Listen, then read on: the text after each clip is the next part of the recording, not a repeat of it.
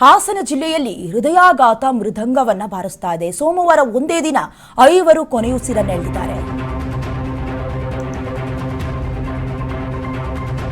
ಹಾಸನ ಜಿಲ್ಲೆಯಲ್ಲಿ ಹೃದಯಾಘಾತ ಮೃದಂಗವನ್ನ ಬಾರಿಸ್ತಾ ಇದೆ. ನಿನ್ನೆ ದಿನ ಒಂದೇ ದಿನ 5 ಕೊನೆಯುಸಿರನ್ನ ಎಳೆದಿದೆ. ಕಳೆದ 40 ದಿನದಲ್ಲಿ ಜಿಲ್ಲೆಯಲ್ಲಿ 23 ಜನರು ಬಲಿಯಾಗಿದ್ದಾರೆ.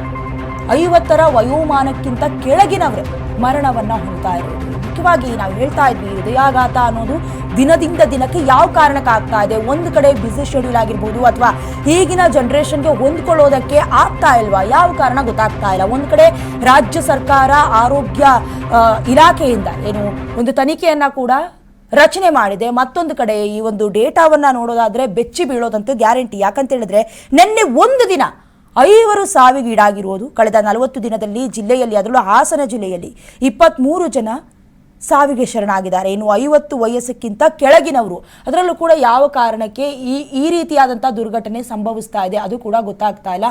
ಒಂದೇ ದಿನದಲ್ಲಿ 5 ಜನ ಸಾವಿಗೀಡಾಗಿದ್ದಾರೆ ಅಂತ ಹೇಳಿದ್ರೆ ನಿಜಕ್ಕೂ ಕೂಡ ಶಾಕಿಂಗ್ ಡೇಟಾ, ಶಾಕಿಂಗ್ ಮಾಹಿತಿ ಹೊರಬಿದ್ದಿರೋದು. ಯಾವ ಕಾರಣಕ್ಕಾಗ್ತಾ ಇದೆ ಗೊತ್ತಿಲ್ಲ. ಅದರಲ್ಲೂ ಕೂಡ ಪದೇ ಪದೇ ಹೃದಯಾಘಾತಕ್ಕೆ ಕಾರಣಗಳೇನು ಅದನ್ನು ಕೂಡ ತಿಳ್ಕೊಳ್ಬೇಕಾಗತ್ತೆ. ಅದಕ್ಕೆ ಸಂಬಂಧಪಟ್ಟಂತೆ ಕಮಿಟಿ ಕೂಡ ರಚನೆ ಆಗಿದೆ. ಆದರೆ ಪದೇ ಪದೇ ಅದರಲ್ಲೂ ಕೂಡ ಮಧ್ಯಮ ವಯಸ್ಸಿನವರು, 50 ವರ್ಷಕ್ಕಿಂತ ಕೆಳಗಿನವರು ಸಾವಿಗೀಡಾಗ್ತಾ ಇದ್ದಾರೆ.